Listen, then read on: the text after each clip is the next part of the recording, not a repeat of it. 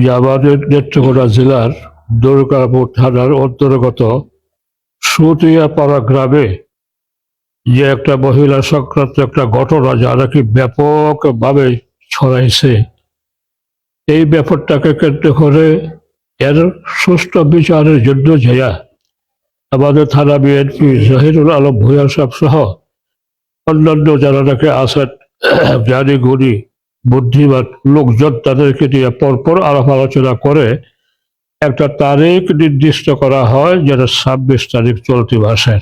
আর দোষ চাপানো হইতেছে যে ঝাঞ্জাল জামিয়া শাহিদি আমদানির প্রিন্সিপাল মৌলানা জিয়াউদ্দিন সাহেবের কাছে বিচারের জন্য যাওয়া হয়েছিল, কিন্তু তিনি বিচার করেন নাই। এই কথাটা একেবারেই সম্পূর্ণ মিথ্যা। বরং সুষ্ঠু বিচারের জন্য যথেষ্ট চেষ্টা তনবি উলামায়ে কেরাম এবং অন্যান্য দিয়া করা হয়েছে।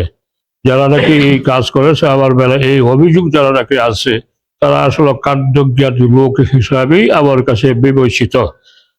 আমি এই জন্য অবশ্যই তাদেরকে দিনী ইসলামের একজন সেই ধরনের খাদেমের বেলা যে এই ধরনের দিব্য বাণী চিন্তা ভাবনা করতে যাওয়া, এটা একটা মুসলমানের জন্য শক্ত ধরনের একটা দুঃসংবাদ। আল্লাহ তাআলা আপনাদের আমাদের সকলকেই ইসলামের পক্ষে শক্তি হিসাবে কাজ করার তৌফিক দান। শাইখুল হাদিস আল্লামা জিয়াউদ্দিন সাহেব হুজুর দামাত বারকাতুহুল আলিয়া, ওনার সম্পর্কে যে একটা কথা মিডিয়াতে আসছে যে ওনার কাছে যোগাযোগ করার পরেও সর্বশেষ তেমন কোনো ব্যবস্থা পাওয়া যায় নাই, আসলে এটা ভিত্তিহীন।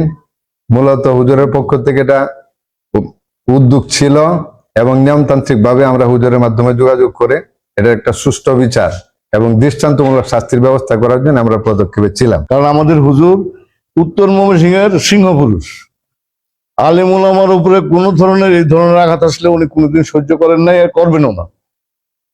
উনি থাকতে উনি কমিটমেন্ট করার পরেও, এবং উনি মুফতি হাবিবুর রহমান সাহেব বলছেন যে দুর্গাপুরের বিশিষ্ট আলেম ওলামারা সমন্বয়ে আমরা বসছিলাম এবং আমরা এটা দরবার করব, এইটাই সিদ্ধান্ত। আমরা মামলাও করতে চাইছিলাম যে আপনারা মামলা করেন, আমরা যতটুকু লজিস্টিক সাপোর্ট দিতে হয় আমরা দেবো। কিন্তু উনি ভয় পাইছেন, উনি মামলা যেতে চান নাই। আমরা দরবারের সিদ্ধান্ত দেওয়া হয়েছে 26 তারিখে। এর মধ্যে মামলা কইরা একজনকে অ্যারেস্ট করা হয়েছে। এখন তো আমরা ওই ছেলের তো আমরা ধরতে পারবো না, ওরা তো আমরা বহিষ্কার করছি। এখন আবার সে আবার এই মামলায় জেলও খেটে আসছে। আমাদের বিচারের যে প্রক্রিয়াটা বাধাগ্রস্ত হয়েছে অলরেডি। এর দুইটা বিষয় খুবই গুরুত্বপূর্ণ। একটা বিষয় হলো যে হুজুর বাইচা থাকতে ইসলামের উপরে একটা এত বড় আঘাত, তারপরও যে ওনাকে ব্লেম দেওয়া হয়েছে, যে ওনাকে বলার পরও উনি এটা কোনো রেসপন্স করেন নাই, এটা একটা অসম্ভব বড় অপরাধ করছে আমি মনে করি। আর একটা অপরাধ হইলো যে আমরা, যদিও আমি একটা দলের দায়িত্বে আছি, আমরা কোনো অন্যায়ের সাথে আপোষ করি নাই, এখন পর্যন্ত করি নাই। বিগত 17 বছরও করি নাই, এবং 5 তারিখের পর থেকে এখন পর্যন্ত আমরা কোনো অন্যায়ের সাথে আপোষ করি নাই। ন্যায়ের প্রতিষ্ঠা করার জন্য আমরা রাজপথে ছিলাম, রাজপথে থাকবো ইনশাল্লাহ।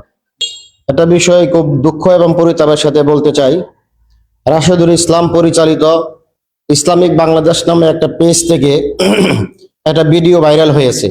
যে ভিডিওর ভিতরে আমাদের বর্তমান বাংলাদেশের অন্যতম একজন মুরব্বী, সকল উলামায়ে কেরামের অভিভাবক, জামিয়া শাহিদিয়া আমদাদিয়ার প্রিন্সিপাল আল্লামা জিয়াউদ্দিন সাহেব দামাত বারকাতুহুম, ওনার বিপক্ষে একটা বক্তব্য দেওয়া হয়েছে যে আমাদের শাইখ উনি সুতিয়াপাড়ার বিষয়টা নিয়ে বিচারের জন্য উনি অনেক বিলম্ব করেছেন এবং ওনার কাছে বিচার পাওয়া যায়নি। এই কথাটা সম্পূর্ণ মিথ্যা এবং বানোয়াট। পাশাপাশি এই বিষয়টা নিয়ে আমি হাবিবুর রহমান, আমার নামে বলা হয়েছে যে আমি এই বিষয়টা নিয়েও ত্বরান্বিত করি নাই, অবহেলা করেছি। বিএনপি নেতাকর্মী আমাকে ফোন দিয়েছে, ফোনের কারণে আমি এই ব্যাপারে অবহেলা করেছি। এই কথাটাও সম্পূর্ণ মিথ্যা এবং বানোয়াট। আমরা এটার তীব্র নিন্দা জানাই, কি বলেন?